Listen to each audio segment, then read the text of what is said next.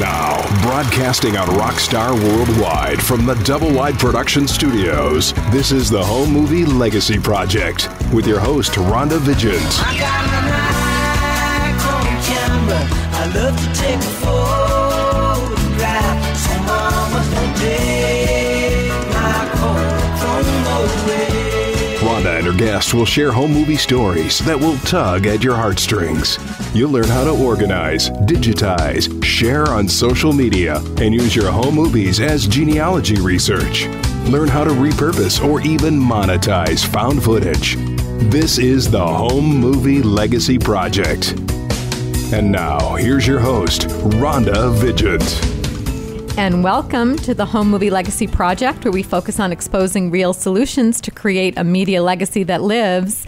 Today is a really, really special show because, as you've heard me say in the past week, Super 8 turns 50 in 2015, and we kind of got the official word from our folks at Kodak that May 1st is considered the official birthday date. So in order to give a proper celebration to Super 8's official 50th, we thought we would come to our production studios here in Phoenix, Arizona. So I'm broadcasting live today from Rockstar Worldwide here in Phoenix, and you're part of the birthday party. So happy birthday, Super 8.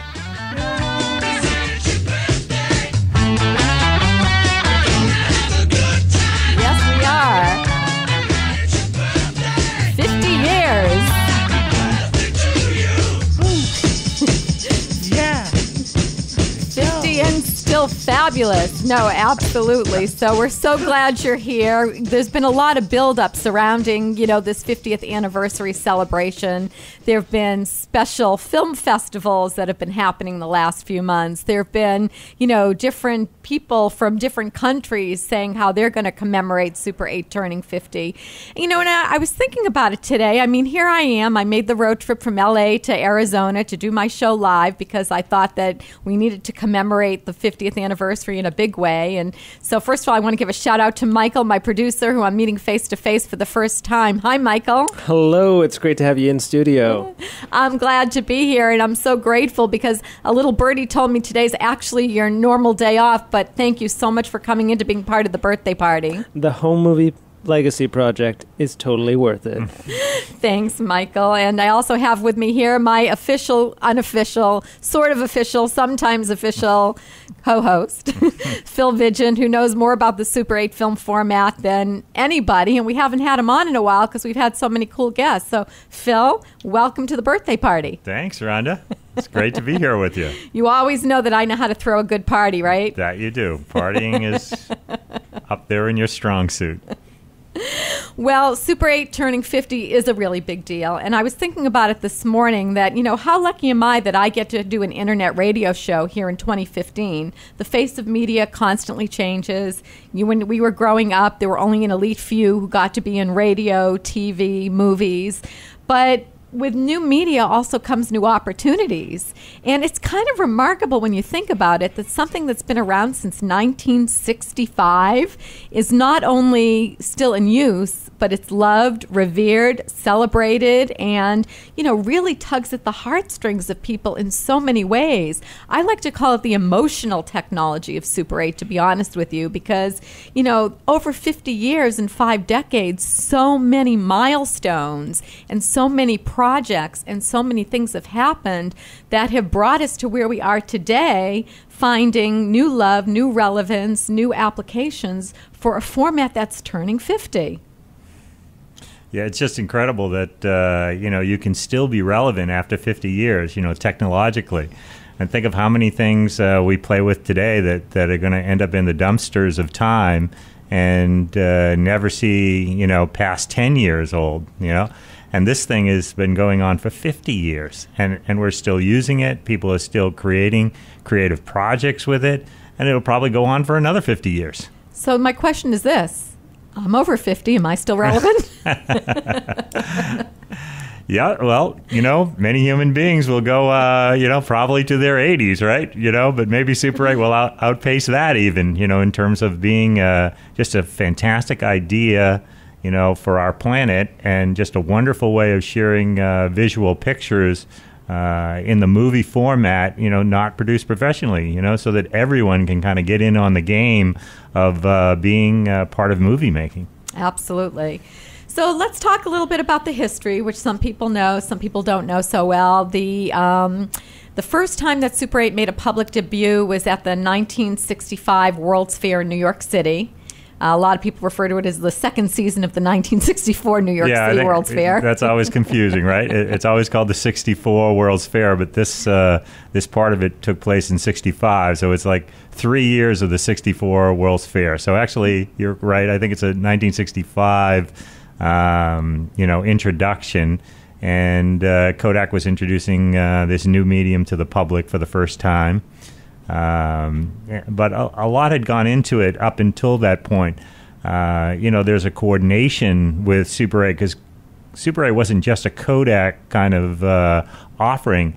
They must have sent, I'm just inferring because I wasn't around in 65, but they must have sent around cartridges of Super 8 film to the various manufacturers of film equipment, companies like in France, Beaulieu, and companies in Japan, so that they could as well introduce Super 8 cameras at that World's Fair exhibit. And so companies like Beaulieu were there, and Nizo and Chinon all had put their efforts as well into coming up with this new medium so that there would be camera diversity as well as all the fun things that the film now had to offer. Sure, because home movie making had sort of taken off between the 50s and 60s. But, in the 60s, the research began to show that the thing that was still holding a lot of users back was the complicated way in which the film was loaded into the camera. And so the idea that you could have a cartridge loading eliminate the threading of the film, no flipping, because in those days you would shoot one side of the film, take it out, flip it, and then have to shoot the other side while threading it in the dark, that you could shoot an entire 50 feet without interruption. I mean, I really believe the idea of this cartridge-loaded system is not only what makes Super 8 unique, but is what has given it the staying power for 5 decades.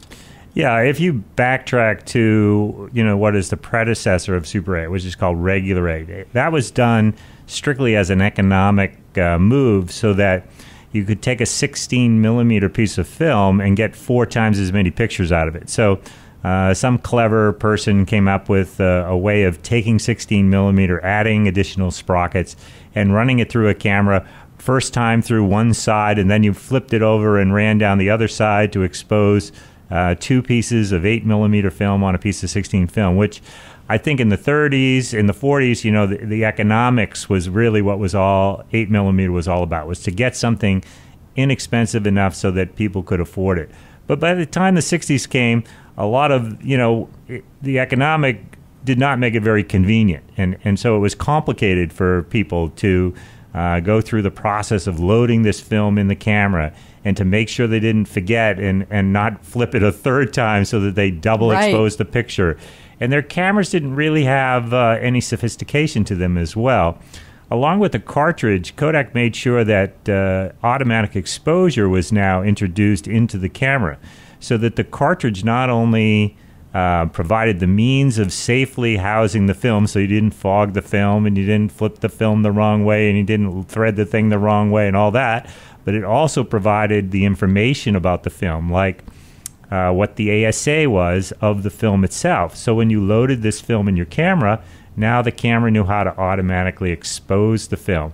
So it tackled 2 sides of the biggest problems for consumers: the convenience of getting the film in the camera and running it, and the convenience of having automatic exposure. So this really exploded consumer use of 8-millimeter film because it then became pretty much something that almost anyone could use.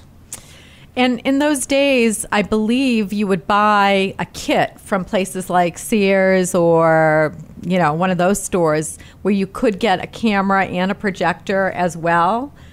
Yeah, of course, the projection systems were part of it, and projectors were capable of being modified so that they could do both Super 8 and Regular 8. So commonly you would purchase a projector that not only played your new film, but also didn't leave you high and dry with your old 8mm film. So you could still play both mediums in the same machine.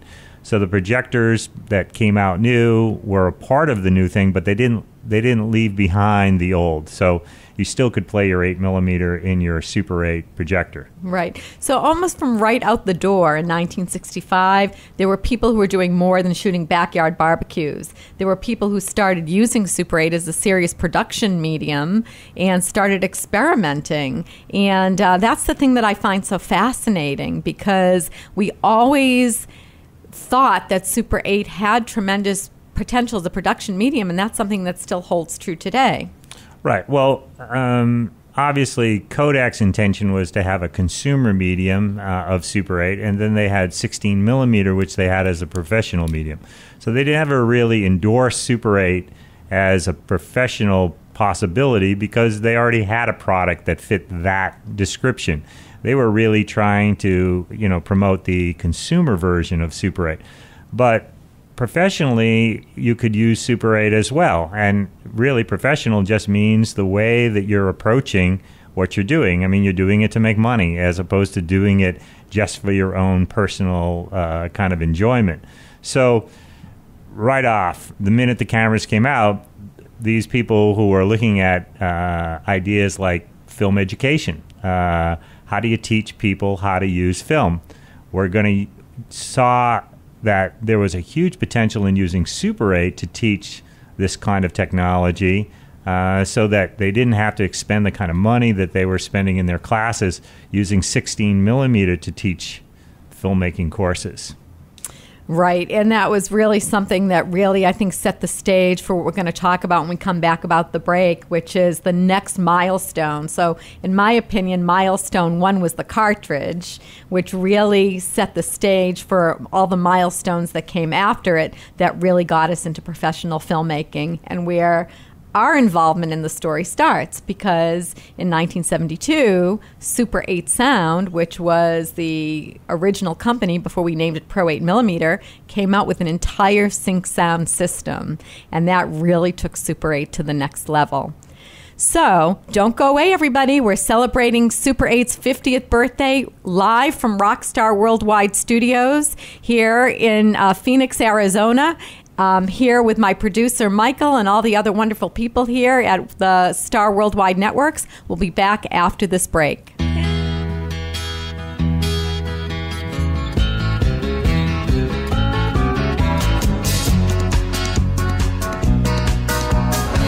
got my Nikon camera. I love to take photographs. Raising the consciousness as to why home movies are so important.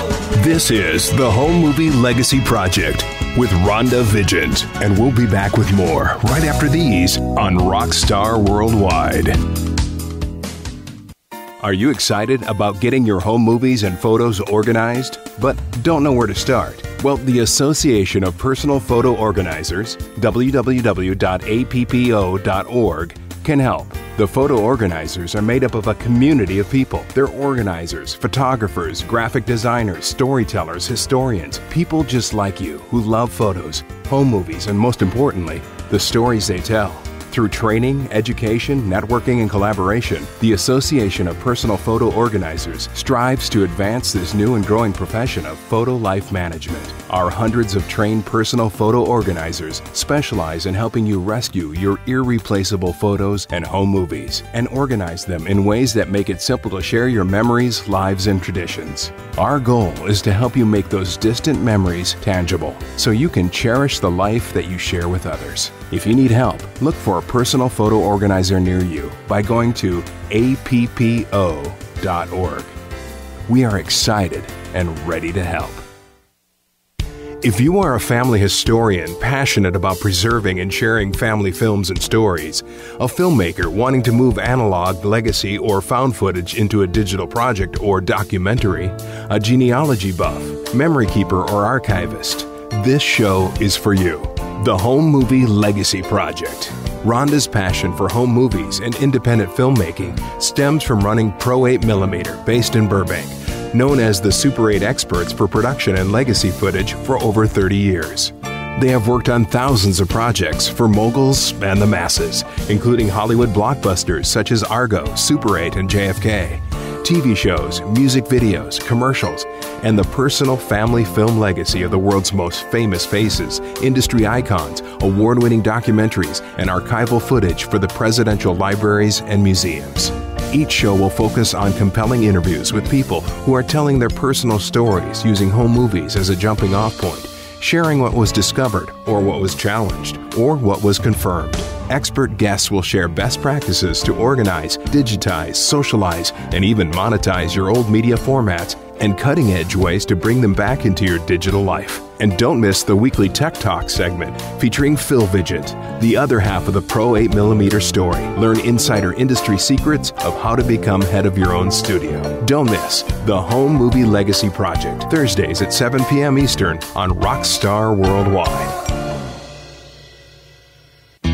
Welcome back to the Home Movie Legacy Project, showcasing compelling interviews with people who are telling their personal stories. Rhonda is all about preserving our visual heritage for generations to come before it's too late. So let's get back to the show. It's the Home Movie Legacy Project on Rockstar Worldwide. And here again is your host, Rhonda Vigeant.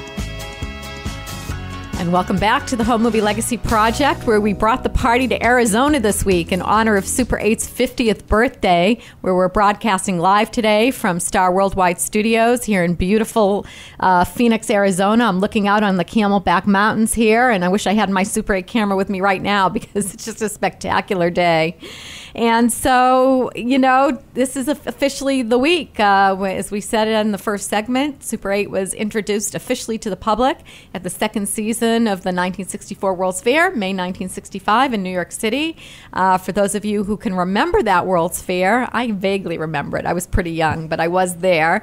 Kodak had 12 pavilions at that New York World's Fair, and they were really trying to, you know, it was the first time consumers had a chance to go around to all these different kiosks and, you know, try their hand at still photography and slide photography and motion picture filmmaking. And it was just an amazing thing. So here we are 5 decades later, still singing the praises of Super 8.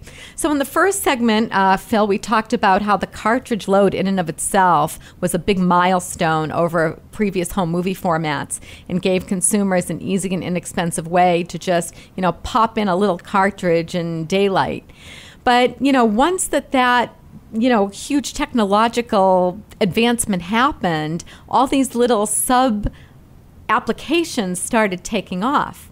And of course, the one that we're the most connected to is the idea of inventing sound for Super 8. And so let's talk a little bit about how that happened. Yeah, well, originally all those formats were silent, and there was no associated sound system to be used with the camera. And of course, you know, pictures are always augmented with audio and seldom used without any kind of audio accompaniment. So having the medium without sound, you know, limited it, particularly in terms of professional applications. So at that time, a gentleman named Ricky Leacock was at MIT, and he had invented this very elaborate system of recording audio on a cassette recorder that then you brought back to the studio and dubbed that cassette onto something called full coat, which was a recording medium that looks just like film. And then you could edit something with the soundtrack, and then you could use his Optosound system to mix back multiple channels of mag audio to your film. And this Leacock system was, you know, going to be the next sort of great invention in, you know, in film technology. And it was quite expensive. And Harvard film professor Bob Doyle asked whether he could test the system over at Harvard. So when he went for the funding of the Leacock system, they said that there wasn't enough money in the budget to spend the $8,000 on the Leacock system. So he couldn't pursue this testing of the Leacock system. So he decided that since he couldn't buy the Leacock system, he'd have to make do and try to come up with his own system. So Bob decided to, instead of have this complicated version of a cassette and a mag machine in the studio, he would take a reel-to-reel tape recorder made by Sony and would create a full coat recorder directly with that machine. And this one machine would serve all the functions that the various machines in the Leacock system did. So it would serve as the recording device on location. So if you're shooting Super 8 with sound, you would take your Super 8, he called it the Super 8 Sound recorder. You would take your recorder and you would record your location sound. And then when you went back to do your editing, because it recorded directly on full coat, you could edit with it. And then you could take a couple of Super 8 sound recorders and hook them up together, and you could do your mix down so you could have your final mix. So this system Bob devised was very inexpensive relative to the Leacock system, did all the functional aspects that the Leacock system was trying to, and the Leacock system had, a multi-million-dollar grant from someone at MIT to pursue. And so lo and behold, Bob comes up with this idea of taking this $200, Sony, reel-to-reel and make basically everything the Leacock system had. So he decided that other filmmakers would want this solution that he had come up with for filmmaking, and it took off because the cost of the Leacock system compared to the Super 8 sound system. Super 8 sound system, the recorder was about $600 all in. So compare that to about $8,000 for the Leacock thing. It was a no-brainer. So all the school systems that were looking at using Super 8 to teach professional filmmaking saw this solution of the Super 8 sound recorder.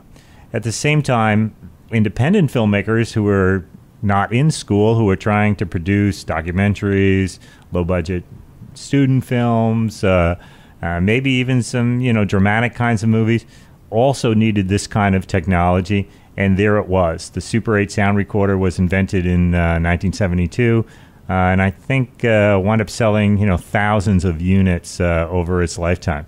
So Bob basically brought sound to Super 8, named his company Super 8 Sound, and had this wonderful system for people to use Super 8 in a professional way.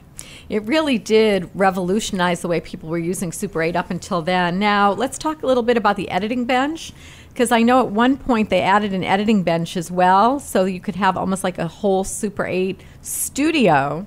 Right, yeah, with the recording, in order to actually edit the movie, just as was being done in 16 and 35, you could, as they were doing, they used a machine called a flatbed editor, which had the rolls of film and sound laying flat on a tabletop that motorized the picture and the audio in sync, and you could physically, you had to physically cut the film and physically cut the audio in order to create a movie.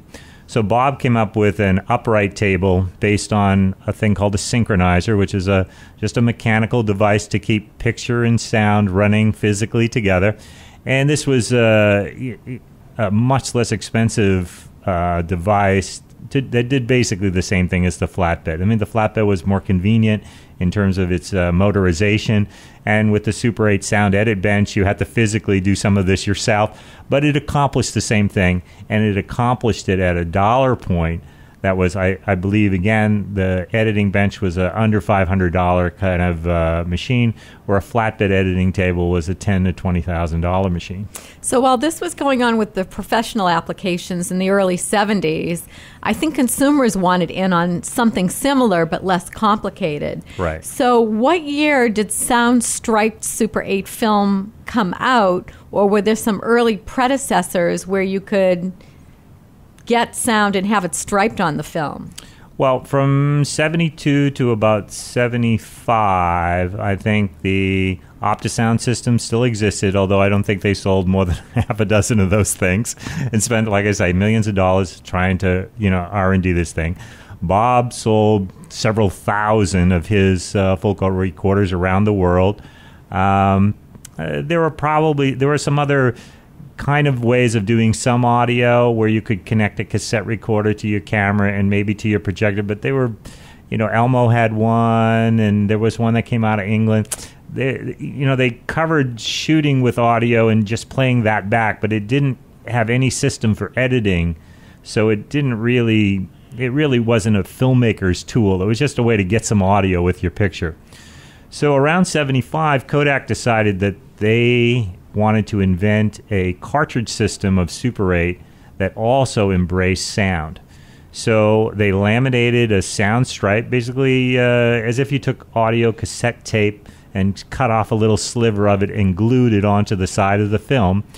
And they laminated that stripe onto the Super 8 film, and you could put it in your camera, and they added sound heads into the cameras, and you could actually shoot sound on the Super 8 film. And Kodak introduced the system, and they fortunately called it the Super 8 Sound system, although it had nothing to do with the company Super 8 Sound. I think Bob should have sued him at that point, but I think Bob was the kind of guy that just wanted filmmaking to blossom, and he didn't really care that Kodak basically stole the name of his company to call their system the Super 8 Sound system. So when you see Super 8 Sound film, that's what it's called, Super 8 Sound. Even though that was the name of Bob's company. Right. So Kodak sort of stole the name there and introduced in I think in 75 or early 76 a recording with the picture kind of capacity. So it would be it is probably more difficult to do any editing with Super 8 Sound film, right, than it was to edit double system, because every time you cut a little piece of film, yes, you'd also be cutting a little piece of audio. Yes, there's also another little technicality there. In order to record sound with picture, because picture is moving intermittently, it takes a frame and then it moves another frame, so it's not moving linear. And sound has to move linear, so it has to move continuously. It can't stop and start. So in order to do that in one piece of equipment, you have to have the sound after the picture. So that where the sound is recorded on the physical piece of film is actually 18 frames ahead of where the picture is recorded. So if you try to cut a piece of Super 8 Sound film, when you cut the picture, you're cutting a slightly different place in the soundtrack. Right. So that made it very awkward to try to edit Super 8 Sound film. So oftentimes with the editing, people would remove the soundtrack and then re-record it next to the picture and then cut it, and then, it didn't work all that well from a post-production kind of thing. You have to use a different methodology really to edit Super 8 Sound film. Right. And some people would record on the picture while they were shooting for the convenience of on the camera, and then they could dub it to full coat to actually make the editing. Right. The other part of sound is most often you're not cutting the picture with the sound. You're moving sound separately, then picture. You want sound to be synchronous with picture, but sound often in physical editing doesn't end when the picture edits, doesn't start when the picture edits, sound doesn't always follow exactly to the picture. Right. And you're creating multiple channels of sound. So it never accomplished any of those things. So as a professional tool, Super 8 Sound film was not really, it was an amateur kind of methodology. So it never really engage any professionals to use Super 8 Sound film. Right. So that was the first decade. Those were the big milestones, 65 to 75. Uh-huh. So let's talk about the second decade. What would you say were the big milestones for Super 8 between 75 and 85? All right. Well, I think I would have to cut that in half because so 75, the sound came out. 76, things were booming away. And then there was this little invention called videotape. And the videotape medium allowed you to not only do shooting with a medium, but you could record television with that medium. And it also accomplished this with a very low cost of material. So you could buy a 2-hour piece of videotape for about $10, which if you were to buy 2 hours worth of film would be a lot more than $10. So when VHS came out, it really put a damper on the Super 8 market. And quickly, companies embraced the idea of making consumer recordable VHS cameras and mediums that related to using videotape, like high 8 recording, which is just a smaller piece of VHS tape in a smaller camera. So between 78 and 79 and 81, largely the video recording business obliterated the use of Super 8 film as a consumer medium.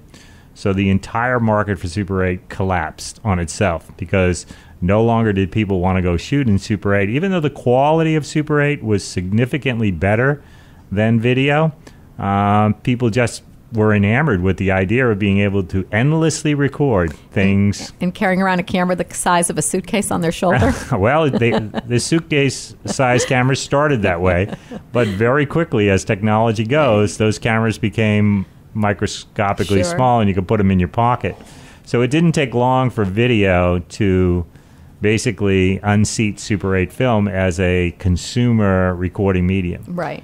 While that all happened, there was still the use of Super 8 professionally, because professionals are more concerned with quality.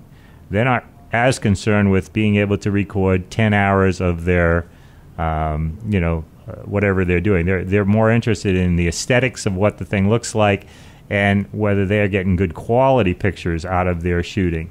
So Super 8 stayed alive with the professional sector, but basically fell out completely with the consumer. Right.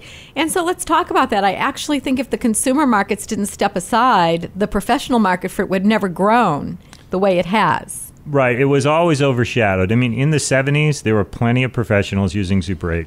But because there were millions of consumers using Super 8, Super 8 was associated with the consumer market. Super 8 was all about, in terms of Kodak, was all about catering to the consumer market. And those professional people that use Super 8 as their medium, the artists, the documentarians, the use of Super 8 in things like commercials and features, went pretty much unnoticed because the minute the word Super 8 came up, everyone assumed it was mom and dad using their camera in their backyard to do their backyard filmmaking. Right. So at some point, though, that flipped. Right. The cameras were better. The lenses were better. You had companies coming out with new cameras with features that professionals would want in the late 70s and early 80s. And so, let's talk about that because there was it seemed like a point in time where the professional use of Super 8 really exploded. Right. In the early 80s, after the dust settled of all the loss of market share with the consumer, this emerging class that had always kind of been there just in the shadows of filmmaking, because our company, Super 8 Sound, always worked more heavily with that group and not with the consumers. We were always working with them, and we didn't suffer the pains of the consumer market going out. Started to take the dominant role in Super 8. So the use of Super 8 in the 80s started to personify itself with professional applications. And probably the first real application to really take Super 8 in were the music videos.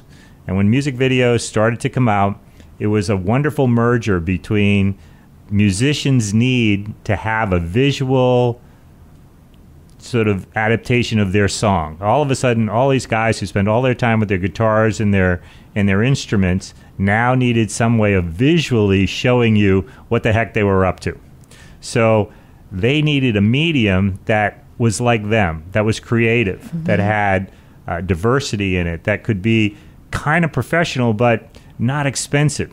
If they tried to make their music videos the way Hollywood made feature productions, they would have been unbelievably expensive, and they needed ways of making inexpensive visuals for their bands. And so during the early 80s, literally tens of thousands of musicians started experimenting with how to make a visual side to their audio recording, kind of capacity. So who were some of those artists who were the first ones to kind of put out a professional music video on Super 8? Well, initially it was backyard. It was like $200 productions with every local band from Boston to Austin to Seattle. Was making a Super 8 music video in their backyard, and there would be footage of the band, and then it'd be footage of them, doing various things and stuff to go along with the song, and they were just highly experimental. And then as bigger bands started seeing the power of having music videos with their audio, you started attracting big time talent. I mean, I think probably the most famous one was Paula Abdul when she came out with her Straight Up, which is where she transitioned from basically being a cheerleader to being a musician. Her first music video, Straight Up, was shot entirely on Super 8 film and brought her to the top of the charts, brought the song to the top of the charts, and really exploded her career and the careers of everyone who was using visuals to get into the film in the music business rather than just acoustics. Right. I think there's another element that I've only recently started thinking about, and because we've gotten to work on a lot of documentaries that musicians had Super 8 cameras on their tour buses initially just to record what they were doing. Right. You know, the Eagles, Kurt Cobain, Jimi Hendrix.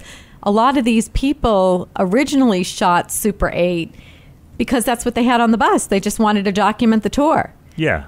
I mean, the music video wasn't the only time they ever, wanted visuals of their exploits. These were creative people, and creative people are not always confined to just one subject. Right. Just because they're a musician doesn't mean they're not going to play in the other mediums. I mean, the Beatles were making music videos back in the 60s, right? It just became a phenomenon in the 80s, and it went from people just playing around with it to people having to have it. And every band had to have a music video after that point. And those channels became so popular, and that way of marketing people became so popular.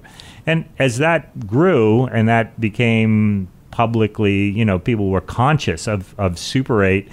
Maybe they weren't conscious of it, but the production industry became conscious of the fact that, hey, this Paula Abdul thing was done on this 8mm camera. Maybe we could make a commercial for Nike, like with one of those 8mm cameras, and it would resonate with young people the way that music video resonated with them. So you started seeing this evolution towards professional product promotion with Super 8 because they wanted to associate their products with young people, with what young people were interested in. So you got Nike Revolution commercial, one of the biggest commercials to happen in the 80s, shot entirely on Super 8 film. Exactly. Well, okay, so we've talked about those milestones. I would like you to weigh in on what you think the next big milestone is. For me, I think it's scanning technology, that at some point people realized that you could transfer film to high-quality digital and not have to cut and paste the film anymore. And I think that really helped the sustainability of the format. What are your thoughts on that? Yeah, well, that, some of the evolutions in the technology of motion pictures in general have served to help the growth of different mediums, like physically editing. Motion picture film, in terms of Super 8, is very difficult. To being able to edit motion picture film digitally or with video makes it much easier. So as editing progressed from something that was cut physically on film to being cut on digital or on video, it provided the Super 8 medium a means to grow. Because if you were trying to present Super 8 as a professional option to a company, and you were telling them you're going to have to sit down at this little bench with this little splicer, and that's how you're going to have to make the edit, you would never have sold them on doing Paula Abdul's video in Super 8. But because you then took the Super 8 film and you put it on digital, then they could easily see how they could embrace Super 8 as a creative shooting medium without having to deal with some of the consumer aspects. It's kind of like that sound thing, right? It was really cool, but you couldn't really edit with it, so it never grew. Right. But if you could have taken that sound and put it on something else, professional, then you could utilize it. And so video editing, digital editing, as those things matured in the market, made things like shooting on Super 8 so much more viable, because you didn't have to deal with the downsides of Super 8. You dealt with the upsides of Super 8, the creative parts. In the same way, what happened in 1993, which was the evolution in the film stocks, we finally had we took professional motion picture stocks and we put them in Super 8 cameras. So professionally, we always used the color negative film, and Super 8 only had color reversal film. Right. So in 1993, Pro 8 millimeter took professional color negative film and loaded it so that you could use it in your Super 8 camera. But this is only possible as a viable thing if you are then going to edit it digitally. Exactly. Because you weren't going to take Super 8 film and make a print and edit the print and go back. You know, you wouldn't use those methods.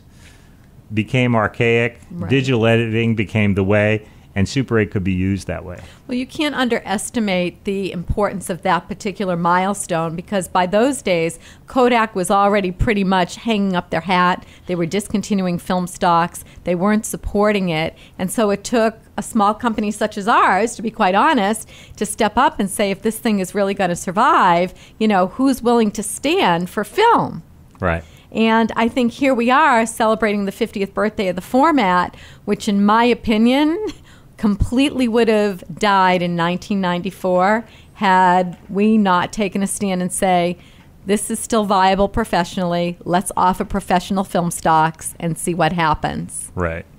So we're going to be going to break. Thanks for sticking with us today through the Home Movie Legacy Project's 50th birthday celebration of Super 8 turning 50. You won't want to miss the last segment as we wrap the show.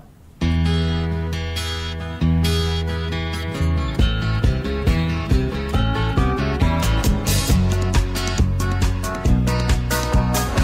got my Nikon camera. I love to take a photograph. Raising the consciousness as to why home movies are so important. This is the Home Movie Legacy Project with Rhonda Vigeant, and we'll be back with more right after these on Rockstar Worldwide. Ladies and gentlemen, it's time for you to be a rock star. Get ready to rock with Rock Talk and Craig Duswalt. Learn how to achieve rock star status in your industry. Listen live every Tuesday afternoon at 2 Eastern and on demand 24/7 right here on Rockstar Worldwide. Craig Duswalt is the creator of the Rockstar System for Success. Craig will share easy tips and strategies on how entrepreneurs and businesses can use outside-the-box marketing strategies to stand out from the competition. Each high-energy show will feature interviews with celebrity rock stars as well as business rock stars. For more on Craig, the show, and his Rockstar Marketing Boot Camps, check out Rock Talk with Craig Duswalt or go to CraigDuswalt.com. Learn how to be perceived as an expert and celebrity in your field so more people come to you to buy your services and products. Then, get ready to be a rock star. Rock Talk and Craig Duswalt, Tuesday afternoons at 2 p.m. Eastern, right here on Rockstar Worldwide and on demand 24/7. Rockstar Worldwide from Double Wide Productions. Are you excited about getting your home movies and photos organized, but don't know where to start? Well, the Association of Personal Photo Organizers, www.appo.org, can help. The photo organizers are made up of a community of people. They're organizers, photographers, graphic designers, storytellers, historians, people just like you who love photos, home movies, and most importantly, the stories they tell. Through training, education, networking, and collaboration, the Association of Personal Photo Organizers strives to advance this new and growing profession of photo life management. Our hundreds of trained personal photo organizers specialize in helping you rescue your irreplaceable photos and home movies and organize them in ways that make it simple to share your memories, lives, and traditions. Our goal is to help you make those distant memories tangible so you can cherish the life that you share with others. If you need help, look for a personal photo organizer near you by going to appo.org. We are excited and ready to help. Welcome back to the Home Movie Legacy Project, showcasing compelling interviews with people who are telling their personal stories. Rhonda is all about preserving our visual heritage for generations to come before it's too late.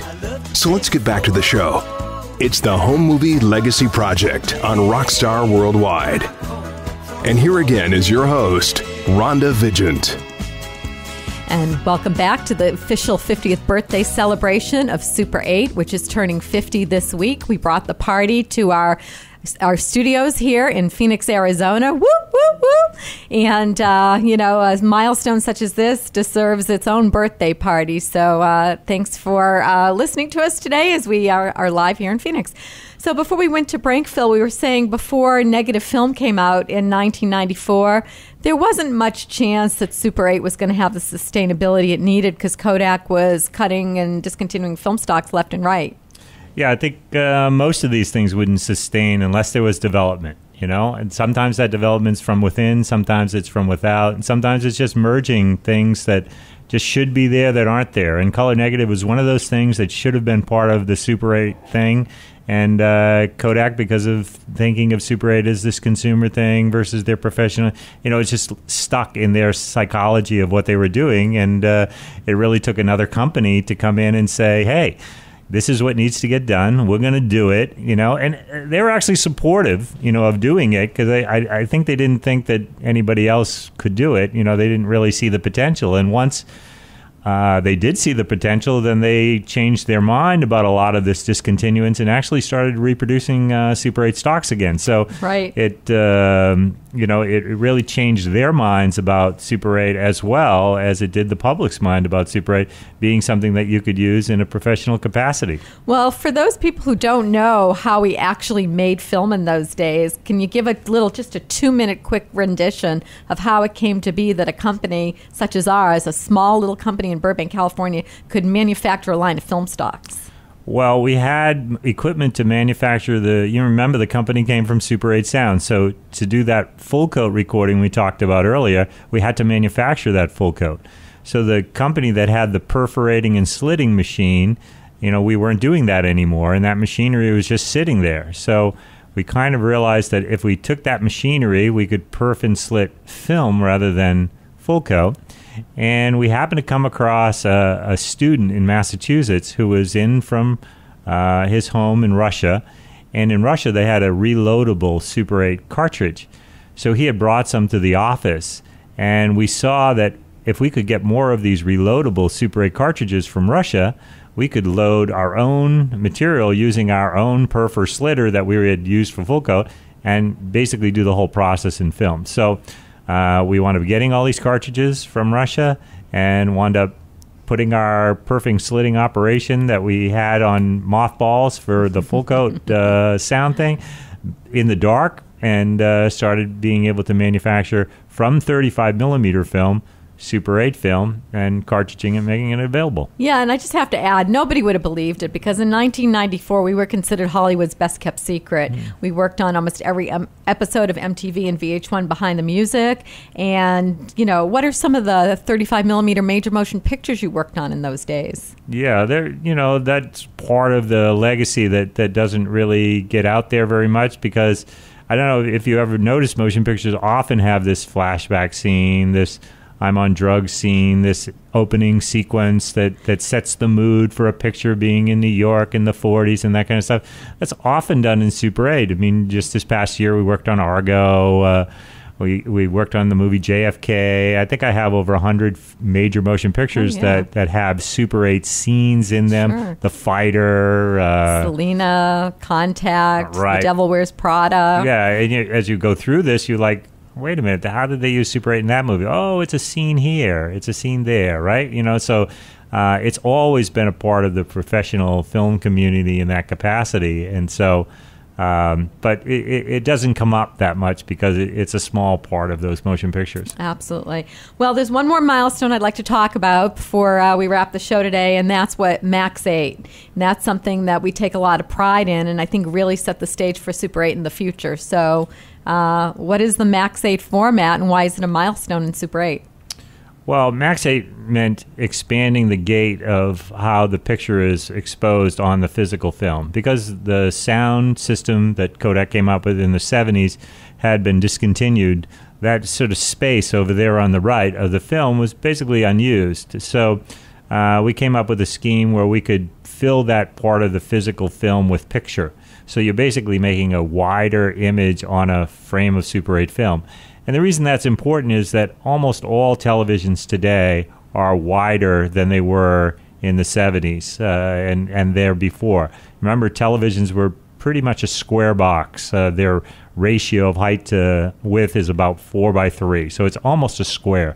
But modern HD TVs and flat screens and just about everything else we look at have all moved to a rectangle. So by moving Super 8 to a rectangularly orientated filmmaking tool, we better fit into this modern world. So when we're shooting in a Super 8 camera with Max 8, we're looking at a rectangular picture, not a square. So the pictures that are generated in that camera can easily go into an HD production or into something theatrical. With the new camera coming on the market this year, the Logmar 2015, 50 years old, brand new camera coming out, what do you think the future of Super 8 is? Well, I think that's kind of an unbelievable statement right there. I mean, who would ever have imagined that someone would be making a brand new, state-of-the-art, with all the modern types of electronics, Wi-Fi and microprocessing computers and all this kind of stuff in Super 8. I mean, it's almost unthinkable to think that this is happening, but it is, because the future of film is certain, and the future with it, with Super 8, as long as new innovations come along, is certain as well. I think Super 8 will defy obscurity. I think it'll be one of the last film formats standing. I think moving forward, it will be Super 8, which pulls at our heartstrings from an emotional level, as an archival format, as something that people feel very, very strongly about, either because they grew up seeing their family home movies on it, or they have home movies handed down to them. And I also think people sort of are tired of all the hype around, you know, having to get new cameras, new film, new everything every few years. I believe the sustainability of Super 8 is going to continue into the future. And I think that this is just not a typical birthday celebration. I think it's really like a rite of passage of the film versus video wars, because in celebration of Super 8 turning 50, I think there's a lot of evidence that we're going to be here 10 years from now celebrating Super 8's 60th birthday. I hope I'm here too, celebrating. And as we wrap the show today, any final comment? Yeah, I think Super 8 will become, for everyone, you know, the film. And it will embrace not just Super 8 as a medium, but it will embrace film as a filmmaking art that's been with us 100 years. And for people in the future, it will give them the opportunity to actually partake in film, because there is this wonderful medium still out there that they can access and they can create with. Absolutely. So happy birthday, Super 8. And that's a wrap, everybody. We'll see you next week on the Home Movie Legacy Project.